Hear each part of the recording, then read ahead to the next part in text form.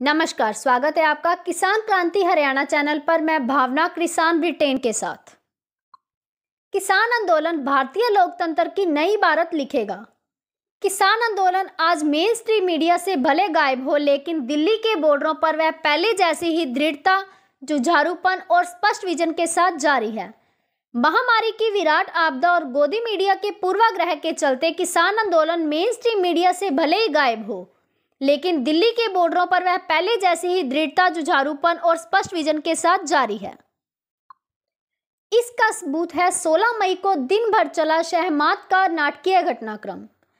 हरियाणा के हिसार में मुख्यमंत्री खट्टर एक अस्पताल में उद्घाटन कार्यक्रम में गए थे। भाजपा जजपा नेताओं, मंत्रियों के खिलाफ विरोध और सामाजिक बहिष्कार में अपने पूर्व घोषित फैसले के तहत किसानों ने वहां पुलिस बैरिकेड तोड़ते हुए जबरदस्त विरोध प्रदर्शन किया। खट्टर को अपना कार्यक्रम आनन फानन में समेटकर वहां से भागना पड़ा। बौखलाई सरकार के इशारे पर पुलिस ने किसानों के जुझारू प्रदर्शन पर आंसू गैस के गोले दागे और बेरहमी से लाठीचार्ज किया और सैकड़ों किसान बुरी तरह जख्मी हो गए, जिनमें अनेक महिलाएं थी। एक घायल महिला किसान की लहूलुहान तस्वीर सोशल मीडिया पर वायरल होती रही। 100 के आसपास किसानों को गिरफ्तार किया गया। किसान नेता गुरनाम सिंह चड़ूनी ने आरोप लगाया कि पुलिस ने रबड़ बुलेट भी दागी। पुलिस की इस बर्बरता के खिलाफ किसानों में गुस्से की लहर फैल गई। किसान नेताओं ने तेजी से पहल ली। 2 घंटे के लिए सारे हाईवे जाम कर दिए गए और अगले दिन के लिए हरियाणा के सभी थानों का घेराव ऐलान हो गया। तत्काल पुलिस कप्तान का किसानों ने घेराव किया। हिसार पुलिस निरीक्षक से किसान नेताओं की वार्ता हो रही थी। बाहर राकेश टिकैत किसानों की विशाल आक्रोश सभा को संबोधित कर रहे थे। टिकैत ने सभा को सूचित किया कि मुजफ्फरनगर और पश्चिम उत्तर प्रदेश के अन्य स्थानों पर भी किसान आंदोलन के अपने भाइयों में समर्थन सड़क पर उतर रहे हैं। पूरे घटनाक्रम पर बयान जारी कर संयुक्त किसान मोर्चा ने चेतावनी दी। हरियाणा के किसान आगामी कार्यवाही तय कर हरियाणा सरकार को जवाब देंगे।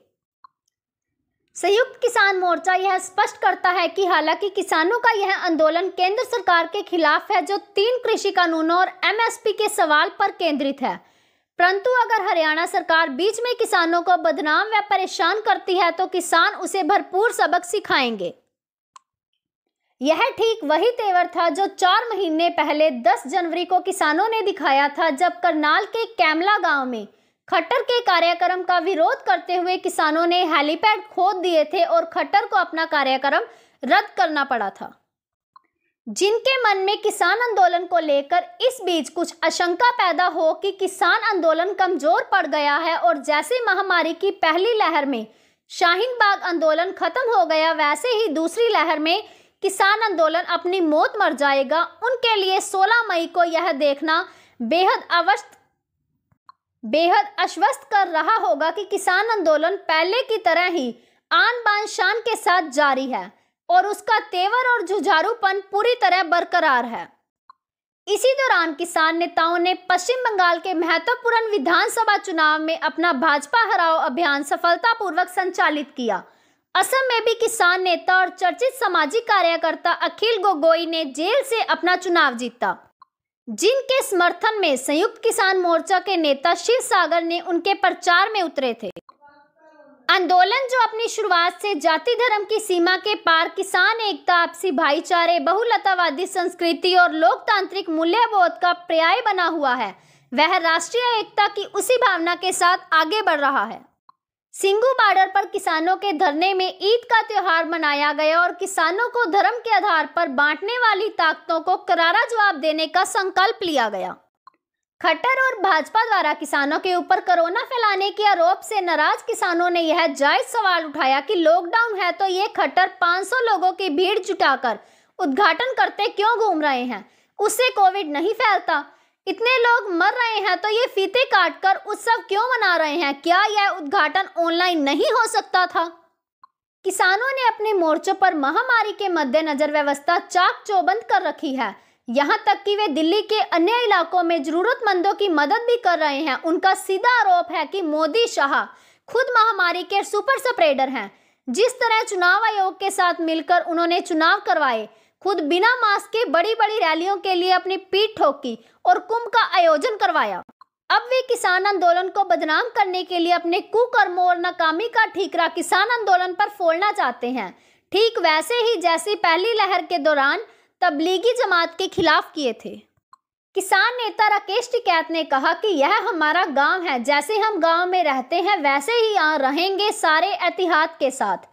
क्या कोरोना के लिए गांव से भी किसानों को भगाया जाएगा? 16 मई को किसानों के साथ हिसार में टकराव के अगले दिन अमित शाह की खट्टर से मुलाकात हुई है। खट्टर ने कहा कि कोविड और किसान आंदोलन के बारे में बातचीत हुई और हमको जैसा निर्देश मिलेगा उसी हिसाब से हम आगे बढ़ेंगे। वैसे तो सरकार बंगाल और उत्तर प्रदेश पंचायत चुनाव परिणामों के बाद दबाव में है, लेकिन किसी मिसचीफ की संभावना को पूरी तरह नकारा नहीं जा सकता। बहरहाल किसान अगर कोई दुस्साहस करते हैं तो यह मोदी राज के लिए आत्मघात से कम नहीं होगा, तो उसकी ताबूत में आखिरी कील साबित होगा। वैश्विक महामारी के बीच रोज नए नए आंधी तूफान का मुकाबला करते जिस तरह 6 महीने से यह आंदोलन बिना थके, बिना दबे, बिना रास्ते से भटके आगे बढ़ रहा है, यह जन आंदोलनों के इतिहास का एक अभूतपूर्व अध्याय है। इस आंदोलन में मोदी शाह के कॉरपोरेट ट्रस्ट फांसीवादी निजाम के खिलाफ मुकम्मल प्रतिपक्ष के बीज हैं। सुप्रसिद्ध इतिहासकार प्रोफेसर लाल बहादुर वर्मा ने अपनी मृत्यु से कुछ दिनों पूर्व गाजीपुर बॉर्डर पर कहा था, भारत में कुछ बड़ा घटने वाला है। हालात बिल्कुल वैसे ही हैं जैसे क्रांति पूर्व फ्रांस में थे। आने वाले दिनों में किसान आंदोलन भारतीय लोकतंत्र की एक नई इबारत लिखेगा।